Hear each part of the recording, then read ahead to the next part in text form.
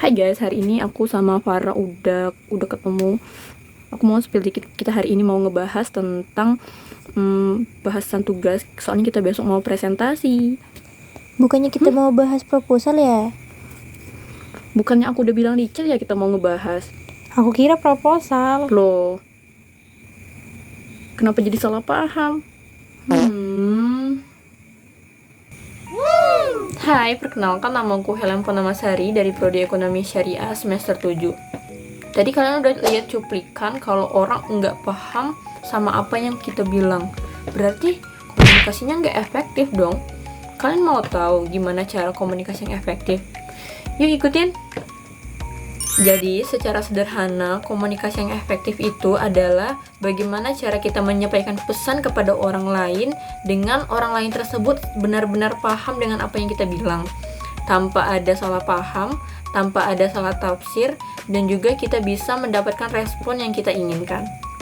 Lalu, menurut Joseph De Vito, ia mengatakan bahwa komunikasi efektif tersebut terjadi ketika pengirim dan penerima memiliki tafsiran atau pemahaman yang sama tentang apa yang mereka bicarakan, dan itu sudah berarti mereka sudah melakukan komunikasi yang efektif. Jadi teman-teman, komunikasi efektif memiliki beberapa unsur. Yang pertama adalah komunikator. Komunikator adalah orang yang ingin menyampaikan pesan. Lalu yang kedua, itu ada pesan atau hal yang ingin kita sampaikan. Yang ketiga, ada komunikan. Komunikan adalah si penerima pesan. Lalu yang keempat, itu ada media. Jadi media ini bisa berupa lisan, tertulis maupun media digital. Dan yang terakhir itu adalah umpan balik atau feedback. Jadi misalnya ketika si komunikator menyampaikan sesuatu berisi pesan lalu diterima oleh komunikan melalui media lisan, dan diharapkan agar si komunikan ini bisa menjawab atau membalas hal tersebut sesuai dengan harapan kita.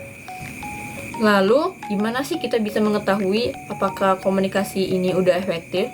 Jadi, untuk mengetahui komunikasi ini udah efektif, bisa kita lihat dari beberapa ciri-ciri.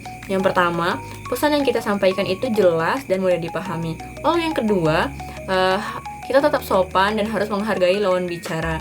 Dan yang ketiga, adanya timbal balik antara si komunikator dan komunikan. Lalu, kita tidak hanya sekedar berbicara atau ngomong aja, tapi kita juga harus memperhatikan bagaimana perasaan orang lain ketika berbicara kepada kita. Jadi, komunikasi yang efektif itu tidak bertele-tele dan tidak juga menyinggung, tapi tetap menghargai dan menumbuhkan rasa kepercayaan antara satu sama lain.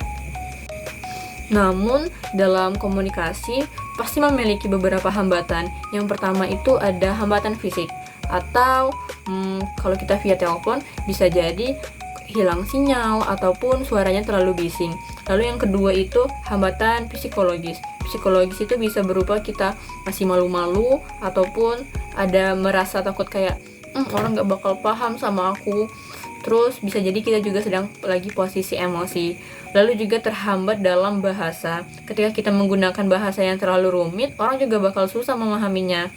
Dan tak kalah penting juga yaitu hambatan mengenai budaya dan persepsi atau pandangan seseorang.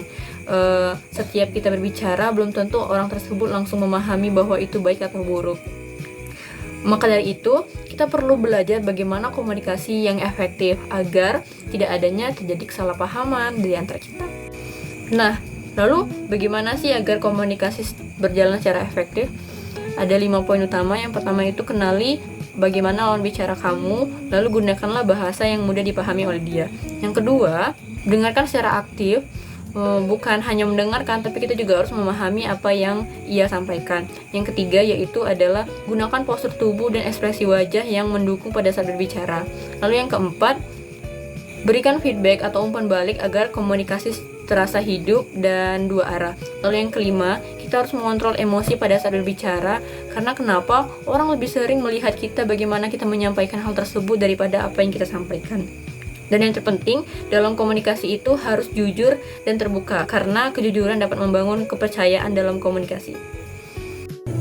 Terima kasih sudah menyimak video saya hingga akhir. Saya ucapkan terima kasih. Semoga bermanfaat. Wassalamualaikum warahmatullahi wabarakatuh.